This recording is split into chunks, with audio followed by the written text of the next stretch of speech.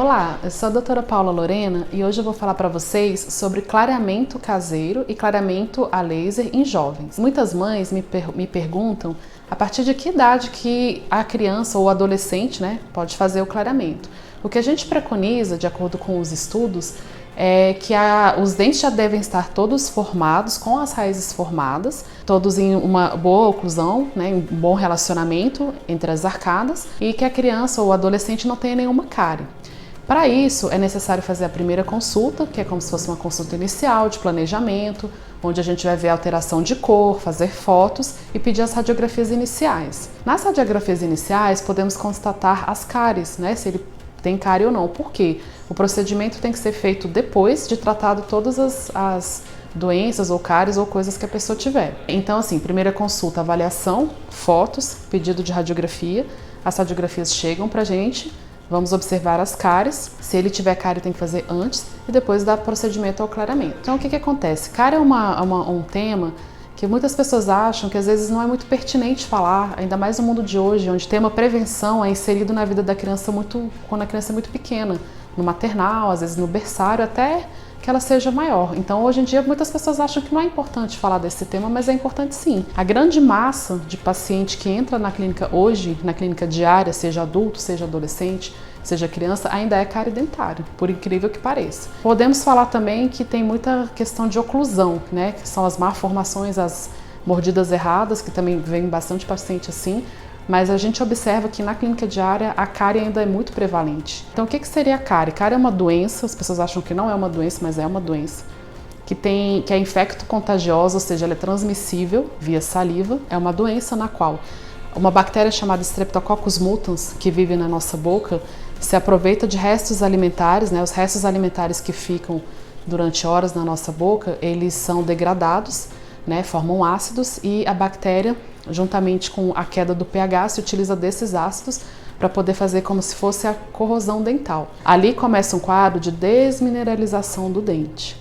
O que seria isso? O cálcio e o fosfato começam a sair do dente e formar as manchas brancas, que é a primeira fase da doença. A mancha branca, muitos pacientes não sabem o que ela é. Ela tem um aspecto de giz, como se tivesse um giz desses de escola, principalmente em região cervical, que é a região próxima da gengiva.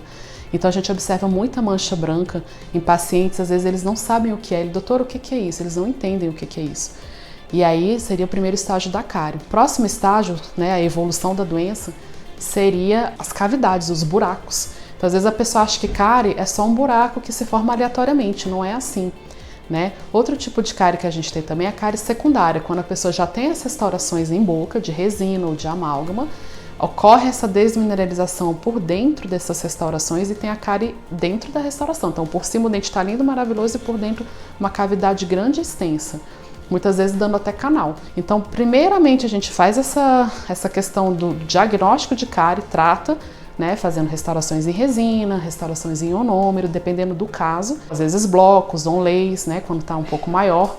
E aí, depois que a gente resolve toda essa parte, que a gente vai para a parte de estética, que é o clareamento. Existem duas modalidades de clareamento hoje em dia, na verdade 3. A primeira seria o clareamento caseiro, que é a mais preconizada, Os estudos mundiais mostram que ela é muito efetiva. O clareamento a laser, que na verdade não é bem a laser, ele é um clareamento feito em consultório, em que a luz de LED, que o pessoal às vezes fala laser, mas em outras épocas foi laser, faz a ativação do produto, então ele acelera a velocidade do produto, para o paciente não ficar muitas horas no consultório.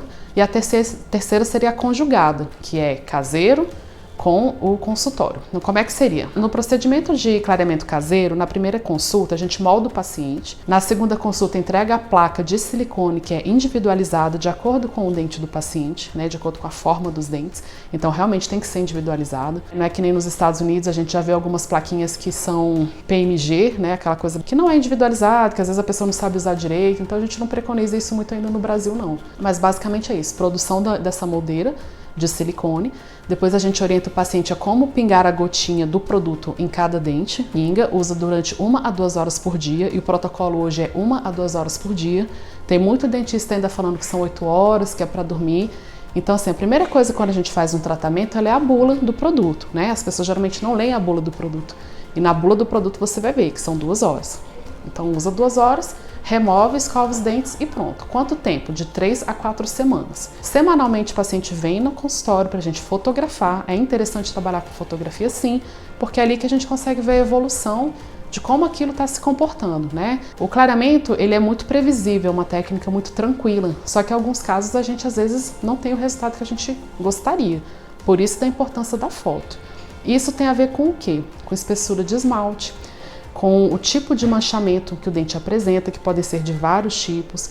Quais os tipos de manchamento que um dente pode ter? Manchamento externo, extrínseco, manchamento interno, intrínseco. O extrínseco, basicamente, por conta de café, Coca-Cola, vinho tinto, corantes de alimentos, cigarro, né, tabaco, entre outros. Pigmentação interna, né, manchamento intrínseco, tem várias causas, geralmente trauma, ou geralmente que são as hipoplasias, as amelogêneses, que são as malformações de dente, né, podem ser de cor castanha, de cor mais esbranquiçada, e podem ser as fluoroses também, que é quando a criança come muito flúor durante a idade de 5 a 6 anos, come pastinha de dente ou muita água fluoretada e começa a ter estrias horizontais nos dentes, a gente chama de fluorose. Eu já fiz alguns casos em pacientes adultos com fluorose que eu consegui reduzir bem essa questão da mancha fluorótica com o esmalte dental, você consegue uma uniformidade. Não em todos os casos, por isso que eu falo, é altamente individualizado, né? Porque manchamentos intrínsecos ou internos, às vezes a gente não consegue resolver só no clareamento, mas ele sempre ajuda a gente por uma segunda opção. Exemplo, o paciente que tem fluorose, essas são como se você pegasse o giz e riscasse os dentes do paciente. Manchas brancas, que não é a mancha branca da cárie, é uma outra coisa, é uma malformação. Então a primeira coisa, a gente clareia os dentes, consegue ter essa diminuição, né, do contraste entre o esmalte e aquelas manchinhas, consegue uma uniformidade, o dente fica mais bonito. Se o paciente não ficar satisfeito, aí a gente faz outra técnica, que é o quê? Uma faceta em resina, ou a lente de contato, ou alguma outra coisa que faça com que o dente fique altamente homogêneo. Por que em jovens a gente pode fazer? Porque é muito seguro.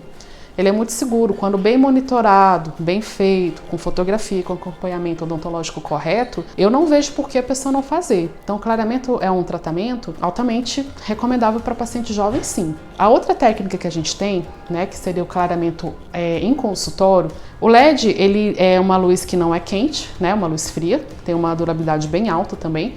E o que ele faz é catalisar a reação. Então, se você deixar o paciente colocar o produto e não colocar luz nenhuma, vai clarear do mesmo jeito. E são geralmente sessões de 45 minutos.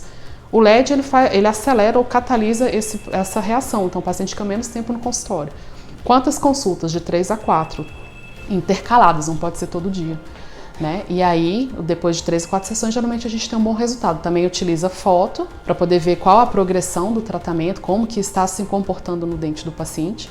E também a gente faz as sessões de dessensibilização, porque dói um pouquinho mais. Muito mais não, hoje em dia é bem controlável essa questão da dor, que é o que as pessoas mais têm medo. E outra técnica que seria interessante, para casos assim, a pessoa vai casar daqui a uma semana, ou a pessoa não tem muito tempo útil para fazer o clareamento caseiro, que é de 3 a 4 semanas, é a técnica conjugada, que é o quê? O paciente vem no consultório a primeira vez, todo aquele protocolo inicial que eu expliquei, que é avaliação, limpeza, raspagem, né, que é o termo correto, profilaxia, parte radiográfica, viu tudo isso? Senta o paciente na cadeira, faz a primeira consulta, a primeira sessão de clareamento em consultório, né, e depois de 45 minutos, 3 aplicações, coloca o gel, coloca a luz, troca 3 vezes. Depois ele marca ali, dali a 4, 5 dias faz de novo. Aí durante esse tempo que ele está esperando, entre uma sessão e outra, ele usa o clareamento caseiro também. Então seria o clareamento de consultório para dar um up, tipo um boost, né, para você iniciar a reação.